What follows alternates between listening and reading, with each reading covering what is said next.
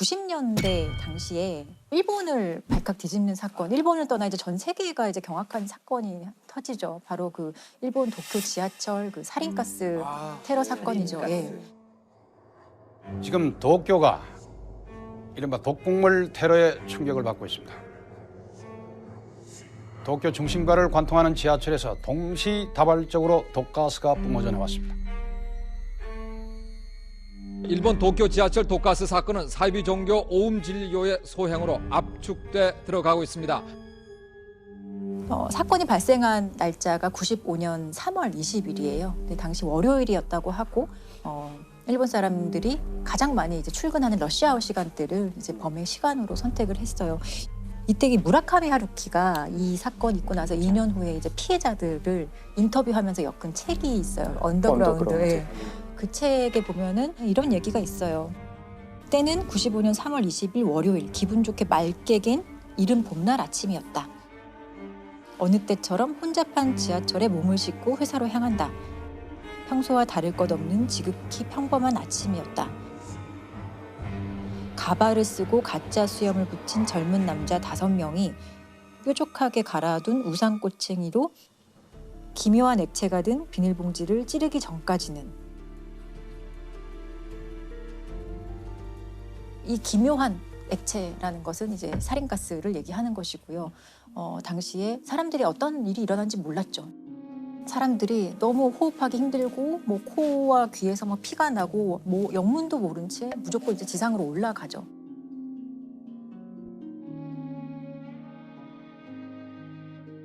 그래서 총 13명의 사망자가 발생을 했고 부상자는 거의 6천여 명에 이르고 있고 그 후유증이 엄청나기 때문에 지금도 사실 부상자로 분류됐지만 너무너무 이제 힘든 삶을 살고 있는 피해자들이 사실 많은 정도였고 아침 출근 시간에 이제 이런 화학 테러 사건이 일어났다는 거에 이제 전 세계가 많이 충격을 받았던 사건이에요. 근데 이게 살인가스가 뭘까요? 살인이거든요. 지금 많은 분들이 지금 들으실 때 살인이 아니고 살인. 그렇죠. 사린이라는 물질인데요. 원래 이런 독극물이 나오면 항상 따라다니는 데가 꼭 그 독일 나치 아니나 다를까 이것도 이제 나치가 화학 무기로 만든 물질이에요.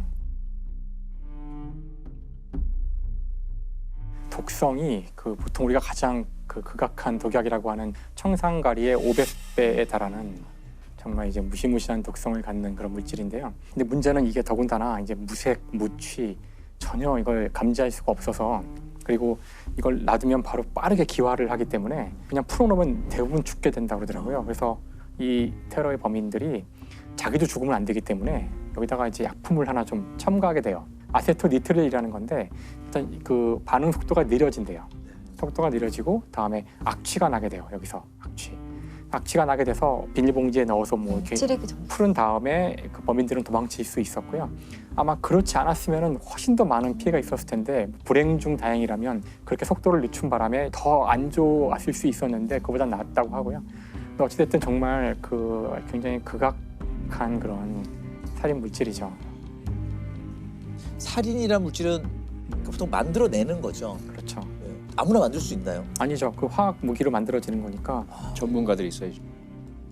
근데 이 옴질레교에서는 이런 살인가스를 비롯한 어떤 화학 물질 아니면 세균, 바이러스, 생물 무기를 다 가지고 있었어요. 그거를 다 제조하는 설비나 시설을 가지고 있었고 이 종교 단체가. 예, 그리고 또 실제로 지하철에서 이제 실행한 중에 한 사람도 의사예요. 의사 출신이었고 명문대학교를 졸업한 엘리트들이 꽤 많았다고 하거든요. 신도들 중에. 경찰의 주목을 새로 받기 시작한 화학연구반은 교단 내의 비밀 조직입니다. 30명 이상의 의사와 화학 전문가들로 구성된 화학연구반은 독가스, 생물학 무기 그리고 핵전쟁까지도 준비를 하고 있었습니다. 그리고 또 이게 어떤 실행에 옮기기 위해서는 뭐 살포할 때 필요한 군용 헬리콥터까지 가지고 있었거든요. 사실 범죄 단체인 걸 당시에도. 아니 왜 이런 테러를 목적이 있을 거 아니에요? 목적은 결국에는 이 교주 개인이 뭔가를 옴질레교를 계속 이제 지탱하기 위해서 예언 같은 걸 자꾸 해요. 그 예언이 실행되고 있는 예언이다. 내가 말한 대로 될 거라는 것을 보여주기 위해서 이런 테러를 자행한 거거든요. 아사하라가 오음진리교 잡지에서 밝힌 예언에 주목하고 있습니다. 그 내용은 일본이 96년 말을 계기로 대전환을 맞게 되며 대규모 살육이 일어날 것이라는 종말론적 경고입니다. 특히 10명 중 9명은 숨질 대살육이 독가스에 의해 일어날 수도 있음을 밝혀 도쿄 지하철 사건조차 예행 연습에 지나지 않음을 시사하는 듯해 더욱 전율스럽습니다. 근데 그 예언을 맞게 증명하기 위해서 자기네가 그런 일을 벌인다는 게 말이. 참. 야, 이 오음진리교 이 교주가 궁금합니다. 아사하라 쇼코라는 사람이었어요. 이 사진을 한번 보시면 아시죠? 예. 이 사진 되게 유명한 사진이라서 다들 공중부양. 아실 거예요. 공중부양을 하고 있는 사진이고 85년 10월에 이제 이 사진이 일본에서 공개가 됐다고 합니다. 근데 당시에 이제 85년 10월이었으면은 사실 일본 경제가 엄청나게 호황을 맞이하고 있을 시절이고 사실 많은 이제 젊은 사람들이나 일본 사람들이 좀 안정된 생활, 풍요로운 생활에서 좀 삶의 어떤 지루함을 느끼고 있을 시절이었고 그래서 그 오컬티즘이어서 오컬트 문화가 일본에서 좀 붐을 일으켰던 시기라고 해요. 그런 오컬트 잡지에 이런 사진이 등장을 했을 때 많은 젊은이들이 좀 열광했다고 합니다. 그러니까 85년에 이렇게 이 사진이 공개가 돼서 이 사람 개인에 대한 관심도 높아지고 사람들이 어떤 이런 거에 대해서 조금 잘못된 믿음을 가지기 시작을 했고 95년에 실제로 이런 테러를 자행할 때까지 한 10년 동안 교세를 엄청나게 확장하고 자금력도 엄청나게 이제 동원을 하면서 이런 테러를 할 수 있는 단체로 거듭나게 되는 거죠. 그 자금력이 약간 테러를 하게 된 네. 좀 힘이 됐네요. 예. 근데 자금을 어떻게 구했냐 본다면 결국에는 신도들의 헌납이죠. 예. 여기 옴진리교에 가입을 하기 위해서는 유산이나 재산을 다 기증을 해야 된다는 그런 조건이 있었어요. 그리고 또 실제로 이게 어떻게 돈을 벌었느냐 보면 참 실소를 금할 수 없는데 자신의 어떤 우상화하는 상품을 막 팔아요. 개중이 굿즈 같은 거요? 예, 굿즈이죠. 지금의 관점에서 보면 교주의 개인 굿즈라고도 볼 수 있는데 좀 그게 해괴합니다. 교주가 목욕하고 남은 물 1리터가 하나로 100만 원이었어요. 그리고 교주의 피가 1000만 원. 그리고 교주와 커뮤니케이션을 가능하게 하는 헤드 기어를 팔았다고 하는데 이건 1억이에요. 단 렌트할 경우 일주일에 1000만 원. 이런 말도 안 되는 것들을 팔면서 지탱해 줄 수 있는 어떤 자금을 계속 만들 수 있었던 거예요. 교주는 결국 체포가 됐나요? 네, 바로 체포는 못 되고 95년 5월 16일에 이제 경찰의 어떤 끈질긴 추적 끝에 이제 교주가 드디어 체포가 되고요. 도쿄 지하철 독가스 사건으로 무리를 빚은 아사하라 교주가 드디어 체포됐습니다. 이미 지난주부터 치밀한 아사하라 교주 체포 계획을 세워놓고 밤새 대규모 경찰 병력과 장비를 동원한 일본 경찰은 오늘 새벽 5시 작전을 개시했습니다. 오전 9시 45분 경찰은 끈질긴 수색 끝에 드디어 2층과 3층 사이의 밀실에서 교주를 찾아내 체포했습니다. 교주를 잡고 보니 사실 과거에도 여러 가지 범죄에 연루됐던 것들이 많았던 거예요. 특히나 그 옴진리교가 사실 이 정도 확장을 하는 과정에서 피해를 입은 사람들이 있기 마련이잖아요. 그래서 그런 피해자들을 모아서 도와주는 어떤 변호사가 있었다고 하는데 피해자들을 도와주는 것을 방해하기 위해서 이 변호사 일가족을 살해하고 암매장하는 사건도 있었고요. 또 옴진리교의 일부 지회를 이제 없애는 그런 재판 소송이 있었는데 그 소송을 담당하는 판사를 이제 살해할 목적으로 그때도 이제 살인가스를 살포해서 7여 명이 사상한 사건이 있었어요. 이것 외에도 20건 정도의 다른 범죄도 이제 밝혀지게 되는 거죠. 그래서 마지막 남은 공범 1명까지 일본 정부가 집요하게 상당히 오랫동안 추적을 해요. 그래서 마지막 공범은 17년 후에나 잡힙니다.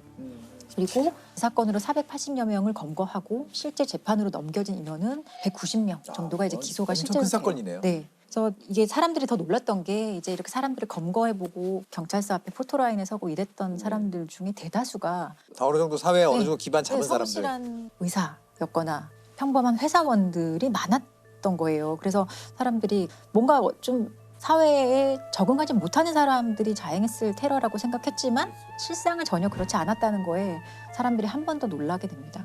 정말 평범한 사람들이 좀 믿기지 않습니다. 그렇죠?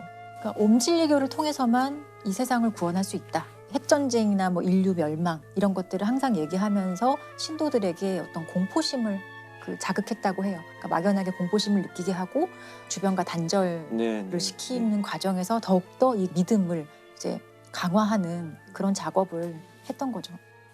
그래서 그 재판이요. 최종적으로 2011년 11월에 이 교주를 포함한 주동자 13명에 대해서 사형 판결이 확정이 되거든요.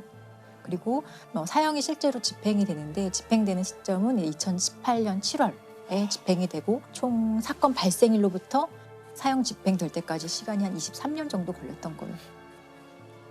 그러니까 뭔가 인간의 좀 취약함을 파고드는 게 이런 잘못된 믿음인 것 같고 실제로 재판 과정에서 이제 교주를 제외한 다른 공범들은 나는 교주한테 세뇌당해서 이런 행동을 한 거다.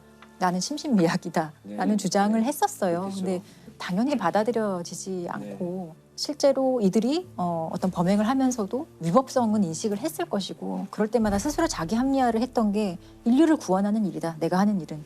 그런 식으로 오히려 본인들이 행동에 대해서 스스로 합리화를 하면서 이런 범행을 저질렀던 거죠. 우리나라에도 비슷한 사건이 있었죠. 우리나라에도 있었어요. 정말 이런 말도 안 되는 되게 웃으실 수도 있는데 진돗개를 숭상하는 모시는 진돗개교 사건이라고 있었어요. 진돗개교. 네, 2014년에 이제 일어났던 일인데 2014년 8월 14일에 수상한 아동 실종 신고가 경찰에 접수가 돼요. 아들을 잃어버렸다라고 막 울어요. 어떤 엄마가 와서. 근데 그 아이를 어디서 언제 잃어버렸습니까? 라고 물어보니까 아이가 잃어버린 시점이 이미 한 달이 지난 거예요. 그럼 그동안 신고 안 하고 뭐 했냐라고 물어보니까 내가 찾을 수 있을 거라고 생각했다라고 얘기하고 조금 수상한 얘기를 많이 해요. 그래서 경찰 입장에서도 단순 실종 사건은 아니겠다라는 생각으로 이 아이의 행방을 막 찾기 시작을 하거든요. 그래서 주변의 그 아동 보호시설 140여 군데도 조사를 해보고요. 엄마라는 최 씨 주변도 많이 탐문을 해요. 그런데 한 5개월 동안 계속 수사를 해봐도 전혀 어떤 혐의점이라든지 의심할 만한 부분을 결국 찾지 못해서 이 사건이 이제 미제로 남게 되거든요. 근데 미제로 남게 되었다가 2016년 2월에 이제 이 사건이 다시 이제 수면 위에 떠오르게 되게 돼요. 왜 떠오르게 돼요? 당시에 2016년 2월에 그 미취학 아동인데 실종된 아이들을 좀 집중적으로 조사를 했다고 해요. 근데 그 과정에서 실종 신고된 이 사건이 다시 이제 경찰이 보게 되고 이거는 단순 실종 신고가 아니겠다라는 판단에서 다시 한번 조사를 하게 돼요. 조사하는 과정에서 이 엄마 최 씨가 아이가 실종했다고 하는 시점을 전후해서 한 15일치의 그 휴대전화 통화 내역을 보는데 이상하게 그 통화의 상대방들이 강서구의 한 다세대 주택에 다 살고 있는 사람들이었던 거예요. 너무 이상하잖아요. 네, 그래서 그 다세대 주택을 살펴봤더니 사람들이 공동체 생활을 하고 있는 것 같은데 특별히 어떤 범죄 혐의점은 바로 찾을 수 없는 것 같았어요. 근데 그러다가 그 단체에서 탈퇴했다는 사람 하나를 만나게 돼요. 그래서 어렵게 경찰이 이 사람을 설득을 해서 어떤 일이 있었는지 확인을 하게 되는데 놀랍게도 이 사람이 증언하는 것은 2014년 7월에 한 아이가 있었는데 그 아이를 교주격인 A라는 사람이 폭행을 하다가 사망을 했고 야산에 묻었다라는 얘기를 합니다. 이 강서구 다세대 주택에 살고 있는 이 단체가 진돗개를 모시는 사이비 종교 집단이었던 걸로 밝혀지게 된 거예요.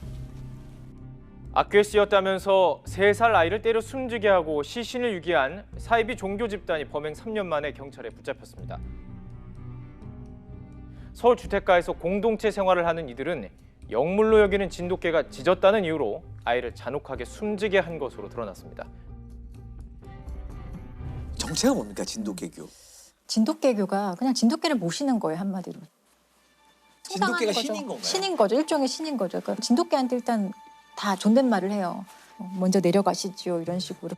또 사당도 마련해 놓고 진돗개를 위한 어떤 의식을 거행을 하고, 그리고 이 신도별로 각각 진돗개를 모시는 어떤 역할이 있었던 거예요. 어떤 사람은 진돗개의 어떤 수건을 빨아주는 사람, 앉는 사람, 그리고 뭐 목욕시키는 사람, 이런 식으로 각각의 역할 분담이 있었고, 동네 주민들의 어떤 증언을 들어봐도 모시는 모습이 누가 봐도 사실 보였던 거예요. 일단 이상하다라고 느꼈지만 사실은 뭐 딱히 어떤 범죄 혐의점은 없었기 때문에 이상한 사람들 네, 정도만. 그 정도로만 생각을 했던 거였는데, 이제 알고 보니 그 진돗개를 숭상하는 그 잘못된 믿음을 가진 집단에서 아이를 학대하면서 이제 사망을 하게 한 사건을 이제 경찰이 찾은 거죠. 아이를 왜 학대했을까요? 처음에 진돗개가 아이를 보고 막 짖었다고 해요. 아이는 뭐 한 3살 정도 되는 아이였는데, 그때 이제 진돗개교의 교주 같은 사람이 진돗개가 이렇게 아이한테 짖는 거는 이 아이에게 어떤 귀신이 쓰여 있어서 그렇다.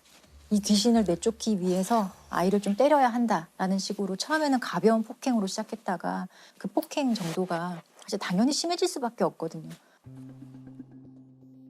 그리고 결정적으로 아이가 사망한 날이 2014년 7월 7일이었다고 하는데, 그 당시에 아이가 좀 대소변을 못 가리고 계속 좀 칭얼대고 이러니까 좀 더 심하게 아마 때렸겠죠. 그렇게 돼서 아이가 갑자기 사망을 하고, 그 과정에서 친엄마가 다 보고 있었어요. 친엄마는 가만히 있어. 친엄마는 아무런 뭐 말리거나 그런 것들을 전혀 하지 않았죠. 그런데 더 놀라운 것은 이 아들이 사망한 후에 이 사람들의 행동이에요. 이 사망한 아이를 흔적을 없애야 될 거잖아요. 그래서 어떤 전주의 야산에 이 아이를 묻기로 합니다. 그래서 아이의 시신을 묻어요. 묻고 다시 집으로 왔는데 생각해보니 거기 멧돼지들이 많이 다닌다는데 멧돼지가 혹시나 아이를 묻어놓은 곳을 다시 파서 아이가 드러나면 어떡하지? 라는 그런 불안감이 엄습해왔나 봐요. 그래서 다시 이들이 내려가서 아이의 시신을 꺼내요. 그리고 그 자리에서 화장합니다. 아이의 시신을 불태워버리거든요. 그 과정에 엄마가 다 참여를 했어요. 그러니까 좀 믿기 어려운 일이지만 실제로 일어났었던 일이라는 거에 좀 충격적이죠. 이 엄마가 그럼 경찰에 왜 실종 신고를 했느냐? 그것은 그러니까 자기들의 범행이 발각되지 않도록 하기 위한 혹시나도 모를 수사에 대비한 어떤 그 혼선을 주는 그런 목적이었고, 실종 신고가 너무 늦은 거죠. 그렇죠. 이것까지 이 엄마는 이제 교주와 그 진돗개교 사람들이 시키는 대로 하게 됩니다. 근데 이들 처벌 어떻게 받았나요? 그 엄마 최 씨는 이제 10년 형이 선고가 되고요. 아이를 직접적으로 이제 학대해서 사망하게 한 사람은 13년 형이 선고가 되고. 그러니까 죄 질에 비해서는 어떻게 보면 형이 좀 형량이 적은 편인 것 같습니다. 좀 가슴 아픈 얘기네요. 이게 이렇게 좀 호응행랑하잖아요. 이런 종교에 빠지는 심리가 뭘까요? 뭐 기본적으로 사실 사이비 종교에 빠지는 심리하고요, 사기 범죄에 속는 심리가 좀 유사한 메커니즘을 갖고 있어요. 앞서 옴진리교 같은 경우 겉으로 뭐 의사라든지 전문직 성공한 사람이라 하더라도 외형적으로 그럴 뿐이지 이 사람들의 마음속에는 결핍이 있어요. 해소하지 못한 그런 심리적인 문제가 있거든요. 여기 두 번째 상황적 요인이 겹치게 됩니다. 예를 들자면 뭐 옴진리교 같은 경우는 일본의 95년 당시의 그 시대 상황이 있고, 거기에 전반적인 삶에 대한 의미의 상실이라든지 뭔가 새로운 돌파구를 찾는다든지, 여기에 세 번째 이러한 상황을 노리는 이 범죄자들, 사이비 종교의 교주나 혹은 사기 집단이나 아주 촘촘하게 짜여진 전략이 들어갑니다. 처음에는 그냥 베풀어요. 당신 힘들지, 내가 들어줄게 라든지, 또는 그들이 갖고 있는 어떤 자존감, 낮은 부분들, 인정받고 싶은 욕구를 건드려주죠. 그러면서 그 다음에는 이제 외부와 차단을 시키죠. 다른 제3의 의견을 못 듣게 해요. 다른 사람의 조언이나 개입을 못하게 만들어버리고, 그리고 나서 소위 말하는 본전 심리가 들어가는 거죠. 그때까지 내가 바친 게 있는데 만약에 여기서 당신이 중단하면은 다 날아가는 거야. 이 세 가지가 합쳐졌을 경우에 사실상 여기서 벗어나기가 쉽지가 않고요. 이 세 가지를 다 와해시켜야만 피를 막을 수가 있죠.